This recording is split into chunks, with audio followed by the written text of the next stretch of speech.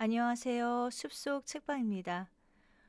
오늘 함께할 책은 리더라면 정조처럼 그중 끊임없이 함양하고 성찰하여 분노를 통제하다입니다. 요즘 현대인들은 화가 많다는 말을 많이 합니다. 성찰하지 않고 바로 표출하기 때문일 겁니다. 오늘 함께할 이 부분은 현 시대를 살아가는 우리에게 절제를 이야기하고 있습니다. 그럼 책 속으로 들어가 보겠습니다. 끊임없이 함양하고 성찰하여 분노를 통제하다. 리더는 온화하고 부드러운 것이 좋다.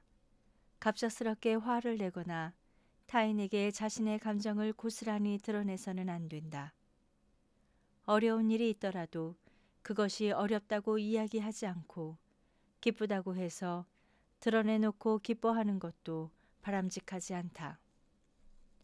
그렇다고 해서 무조건 감정을 드러내지 않는 것도 바른 태도는 아니다. 그러니 리더가 된다는 것은 참으로 어려운 일이다.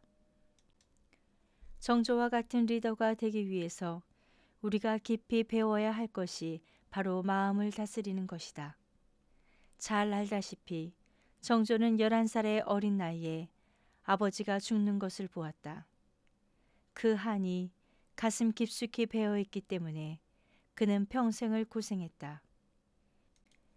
여기에 더해 동궁 시절부터 자신을 해치고자 하는 이들이 늘 염탐하여 이들에 대한 분노의 마음도 컸다. 그러니 정상적인 사람으로 자랄 수가 없었다. 아마도 세계 역사 속에서 이렇게 고통스럽게 자란 제왕은 별로 없었을 것이다. 그래서 정조는 겉으로 드러나지는 않지만 화가 심각하게 올라오는 기질이 있었다. 이것이 정조의 가장 큰 병통이었다. 화가 나는 대로 관료들에게 화를 내면 신하들이 겉으로야 굽실거리겠지만 뒤로 돌아서서는 군주를 욕할 수 있다. 화를 잘 내는 국왕은 신하들에게 정당한 대우를 받을 수 없고 이는 군주권의 약화를 가져올 수 있다. 특히 정조는 신하들의 옳지 못한 태도를 보면 더욱 화가 치밀어 올라왔다. 정조 역시 자신의 이러한 부분을 정확히 알았고 이것은 제왕의 본색이 아니라고 생각하고 있었다. 화가 날 때 그대로 화를 내고 나면 반드시 후회하게 된다. 그래서 정조는 자신의 마음을 다스리는 훈련에 집중했다. 바로 함양 공부이다. 정조는 자신의 상황을 신하들에게 이야기했다. 함양 공부가 가장 어렵다. 나는 함양 공부가 부족해서 언제나 느닷없이 화를 내는 병통이 있다. 함양은 바로 정양할 때의 공부이고 성찰은 바로 행동할 때의 공부이다.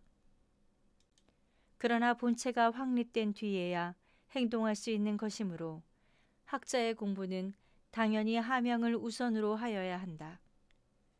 그렇지만 함양만 중요한 줄 알고 성찰에 힘쓰지 않아서야 되겠는가.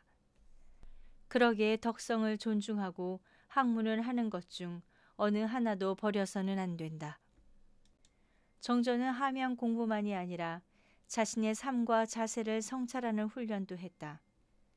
자신을 들여다보는 훈련은 무척이나 어려운 것이지만 이를 위해 노력했다. 그래서 정조의 일기 이름이 일성록인 것이다. 정조는 증자가 말한 5일 삼성의 의미를 담아 자신도 하루에 3번씩 성찰하고자 한 것이다. 스스로가 매일같이 자신의 행동을 성찰하게 되면 이후에 나타날 잘못된 말과 행동을 충분히 제어할 수 있다. 정조는 가끔 신하들에게 자신의 감정에 대한 이야기를 했다. 그 이야기는 바로 아버지 사도세자의 죽음에 대한 것이었다. 자신이 아버지를 죽인 사람들과 아무 일도 없다는 듯이 살아가고 있는데 그것이 참으로 힘든 일이라고 말이다. 아버지를 죽인 사람들이 누구인지를 정확히 알고 있는데 그들을 해치지 않고 함께 정치를 해 나가는 자신의 심정을 에둘러 이야기한 것이다. 1786년 정조 10년에 문효세자가 죽고 자신이 사랑하는 의빙성 씨가 죽는 사건이 생겼다. 그리고 2년 뒤 두 사람이 죽음의 무종이라 불리는 구선복에 의한 것임을 알게 되었다. 정조는 이때 구선복에게 말했다. 내가 아버지가 뒤주에 들어갈 때 아버지의 얼굴에 침을 뱉는 것을 내가 보았다. 그래서 그때 너를 죽이고 싶었지만 그것을 참고 오늘까지 있었다. 그런데 너는 나의 가족들을 다시 죽였다. 어떻게 이럴 수 있느냐? 정조는 자신의 아버지 얼굴에 침을 뱉은 구선복마저도 탕평 정치를 위해 죽이지 않고 있었는데 이러한 정조의 심정이 어땠겠는가? 엄청난 분노가 가슴에 있었음에도 불구하고 이를 마음 훈련을 통해 참아낸 것이다. 정조는 어쩌다가 화가 나는 일이 생기면 반드시 화를 가라앉히고 사리를 살필 방도를 생각하여 하룻밤을 지낸 뒤에야 비로소 일을 처리했다. 신하들이 가져온 장계나 정책 등에서 정조의 눈에 차지 않는 것이 허다했을 것이다.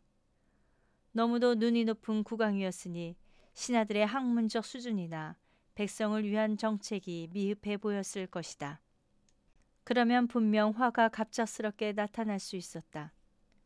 그럴 때 정조는 화를 내지 않고 일단 신하들을 돌려보낸 뒤 하루가 지난 뒤 다시 그 문제를 논의했다. 이러한 것은 처음에는 어려운 일이지만 충분히 훈련을 통해 가능한 일이다. 정조는 사람에 대한 비방을 하지 않으려고 했다. 사람들은 은근히 다른 사람들을 비방하며 자신의 존재가 대단하다고 이야기하고 싶어 한다. 자신이 직급이 낮은 사람이어도 상관이 보이지 않을 때 그 사람에 대한 비방을 하는 경우도 있고 동료로서 같이 일을 하는 과정에서도 보이지 않는 곳에서 비난을 하면서 여러 사람들에게 자신이 더욱 대단한 사람이라고 하며 쾌감을 얻으려고 한다. 정조는 이런 태도가 절대 좋은 것이 아니라고 강조했다. 정조는 내 눈으로는 좋지 못한 사람을 본 적이 없다며 항상 사람 보는 것을 좋게 하려고 노력했다. 사람을 쓰는 데 도가 있으니 오직 단점을 버리고 장점을 취해야 할 것이다. 이와 같이 하면 눈앞에 좋지 않는 사람이 없고 천하에 버릴 만한 사람이 없을 것이다. 사람들을 비난하지 않고 좋게 보려고 노력하고 또한 좋은 평가를 하기 때문에 정조에 대한 신료들의 신뢰는 높을 수밖에 없었다. 이도 역시 마음 훈련으로 가능한 것이었으리라. 어찌 좋지 않은 신하가 없었겠는가. 그러나 단점을 보면 자꾸 사람들이 나빠 보이기 때문에 의도적으로 좋은 점을 보고 그 장점으로 해당되는 일을 맡기려고 한 것이다. 정조는 일을 함에 있어 자중하려는 노력을 했다. 사람들을 평가하는 데에 있어서 급하게 하지 않고 늘 차분하게 평가하고 업무를 진행하려고 했다. 급하게 서두르다 일을 그르치는 것을 두려워했기 때문이다. 정조의 이런 태도는 신하들에게 의도적으로 보여주기 위한 것일 수도 있다. 당시 재상들이나 사대부들이 너무 노골적으로 자신들 당파의 이익만을 내세웠기 때문에 국왕이 늘 말을 아끼고 신중하는 태도를 보여주어 신하들에게 자중하는 태도를 취하게 하려고 한 것이다. 정조는 일을 하는 데 있어서는 크거나 작거나 간에 신중하게 해야 한다고 늘 강조했다. 작은 일을 함부로 하게 되면 큰 일도 함부로 하게 된다는 것이다. 큰 일을 함부로 하지 않는 것은 작은 일을 함부로 하지 않는 것으로부터 시작된다고 강조하면서 이를 신중하게 처리하는 것을 원칙으로 삼았다. 그리고 절대로 자신이 동요하는 모습을 보여주지 않으려고 했다. 동요하는 모습을 보이면 신하들과 함께하는 정책이 실패로 돌아갈 수 있기 때문이다. 참으로 감정 조절을 너무 깊이 하는 것이기도 하다. 정조는 일에 대해 시작을 하면 반드시 마무리를 지으려고 했다.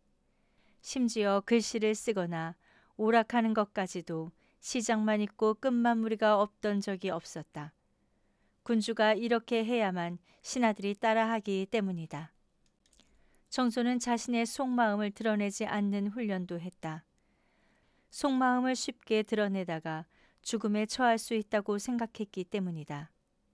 사도 세자가 죽은 이후 정조의 동궁 시절에 화화농주가 작은 외할아버지인 홍인환, 그리고 화화농주의 아들인 정호겸 등과 더불어 정조의 마음을 떠보는 일이 많았다. 사도 세자의 죽음이 억울하지 않느냐, 할아버지 영조가 원망스럽지 않느냐는 등 비난 섞인 이야기를 의도적으로 했다.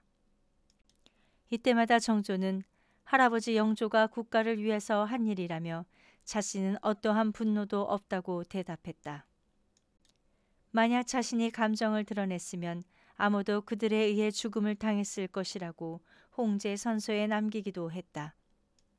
정조는 황관과 궁녀들, 그리고 궁중에서 일하는 하인들이 동궁 시절부터 정조의 동정을 살폈는데, 이러한 그들의 행동을 미리 알고 임기응변으로 대처하면서 흔들리지 않고 겉으로 드러내지 않고 그저 아무 일 없는 듯이 태연하게 행동했다. 이것이 바로 정조의 무서운 면이기도 했다. 정조는 신하들에게 늘 배려하는 모습을 보이며 그들과의 관계를 좋게 하려고 노력했다. 정조는 경연 시간에 절대 어려운 질문을 하지 않았다. 이는 만약 정조가 어려운 질문을 하면 제대로 대답을 못하는 신하들이 있을 텐데, 그러면 그들이 무안해할 것 같아 의도적으로 어렵지 않은 질문을 해서 모두를 편안하게 해주려고 했다. 그러면서 정조는 신하들에게 무리하게 일을 하게 하지도 않았다. 정조는 이 문장을 자신의 침실 벽에다 써놓고 늘 가슴에 새겼다. 일은 완벽하기를 요구하지 말고 말은 다 하려고 하지 말라. 정말 우리가 깊이 새겨야 할 대목이다. 리더들의 기대만큼 함께하는 이들이 완벽하게 이 일을 처리할 수 없는 경우가 많을 것이다. 그렇다고 해서 그들이 이 일을 잘하지 못했다고 힐난하는 말을 있는 대로 해서는 안 된다. 리더는 자신의 감정을 드러내서는 안 되기 때문이다. 어려운 처지에서 일을 시작해서 온갖 억울한 일을 당했다 하더라도 분노를 참고 사람들을 배려하며 그들의 실수나 무능력을 비난하지 않고 부드럽게 깨우치는 리더야말로 세상을 제대로 이끌어갈 리더이다. 정조처럼 말이다. 감사합니다. 오늘 하루도 건강하고 행복한 날 되시기 바랍니다.